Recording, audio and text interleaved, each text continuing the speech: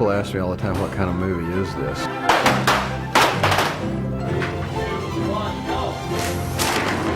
Not your typical Christmas movie.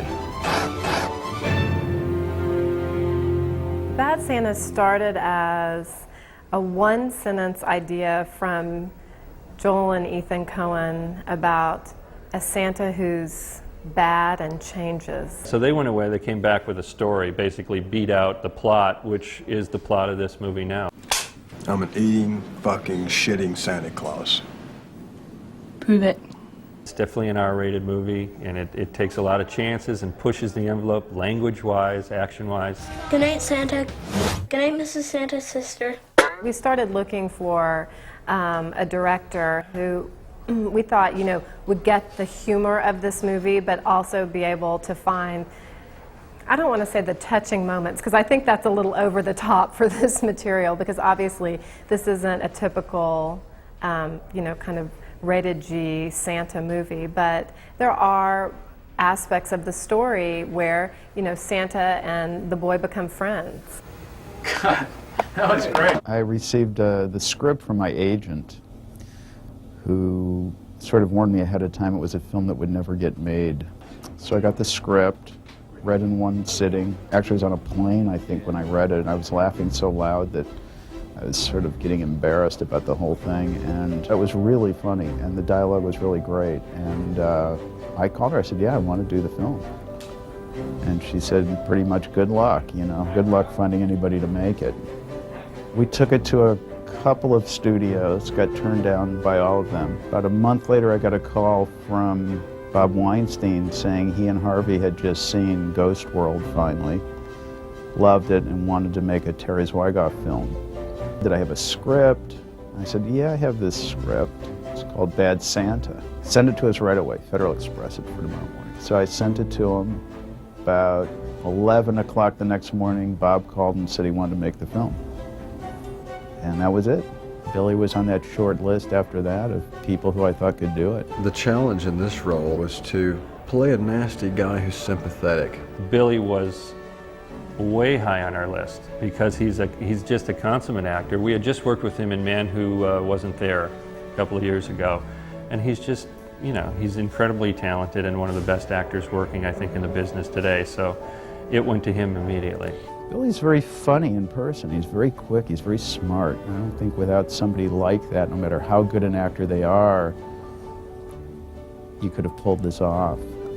He's playing a self-loathing, alcoholic, sex maniac, just really was not too afraid of the challenge of making this vile character sympathetic. His co-star is Tony Cox, who's 3'6" tall, was actually how it's written in the script. I'm not going out like this. How about my face? Here we go, here we go, here we go now.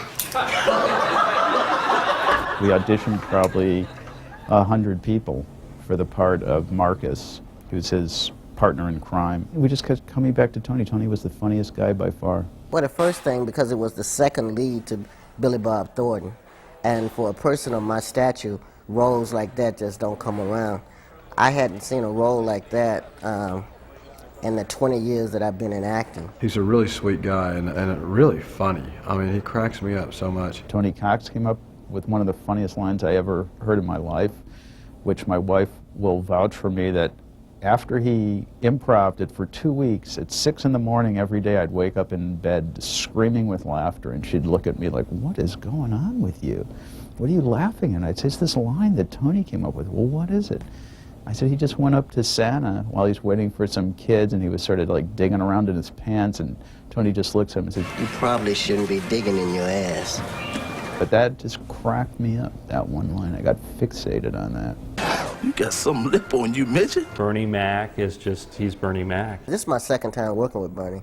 I worked with Bernie on a movie called Friday. You know, he's willing to go along with whatever, and you know he's a great comedian. And I'm a department store detective, and I'm a hardcore individual. We split the dough straight down the middle. All merchandise I get to look at and cherry pick. No! Hey, Money's let one me thing, tell but... you one thing. Say no Chinese menu. Lauren Graham plays sort of the love interest. She's a woman with a Santa fetish, sort of a sexual thing for Santa. It's been fun. It's really fun for me to get to come here and just come into a new kind of work family and just have a more free atmosphere. And to work with Billy Bob is really great. I think he's one of the best movie actors we have today. The kid, Thurman Merman, is played by this Canadian kid, Brett Kelly. They originally asked me who I had in mind for the kid, the casting director, and I said, if you can get me a kid who's the reincarnation of Joe Cobb, that's who I want. And she said, who's Joe Cobb? I said, Joe Cobb was the kid in The Little Rascals. They brought me in a headshot of this Canadian actor, Brett Kelly, who was 8 years old.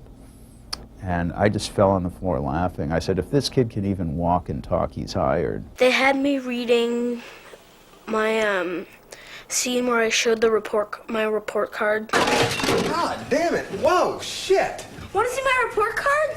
The first time I met Billy, it was really fun. I was just kind of shy at first, but then I really started to become friends.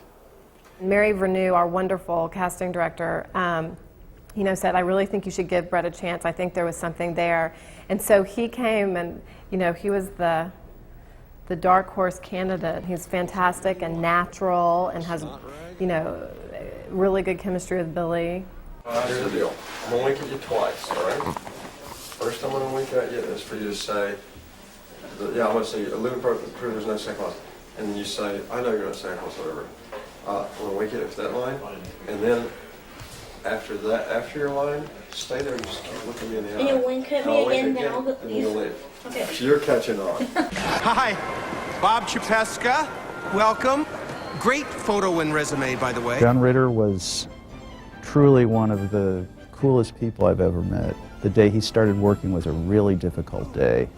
Everything was going wrong, and as his first day on the set, you would expect most actors to be fairly needy and what can you do to help them? He was completely the opposite. He came up to me, what can I do to help you? He was just such a great guy, so generous and so funny. He really stole every scene he's in. I think everybody would admit. He's just great in the film. One of my oldest, dearest friends, John Ritter, who I only had one scene with in this movie, but it was great to be around him again because he and I did a TV series together back in the early 90s, and also he was in Sling Blade. You seem like a thinker. You seem to always be deep in thought. Tell me something. What are you thinking right now?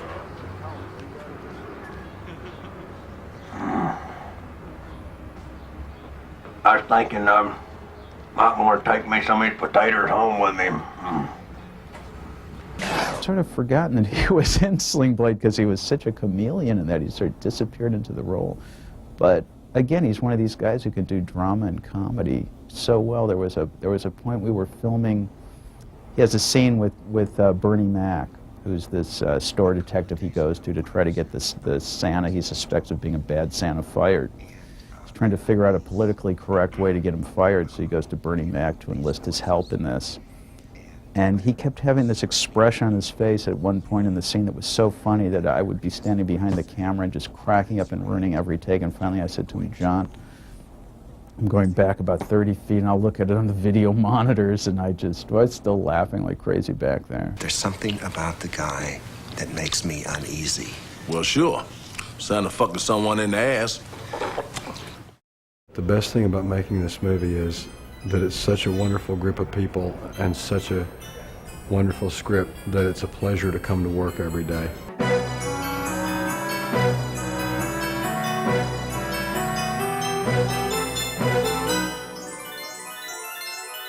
I kind of enjoy the Santa suit. I didn't think I'd ever wear one.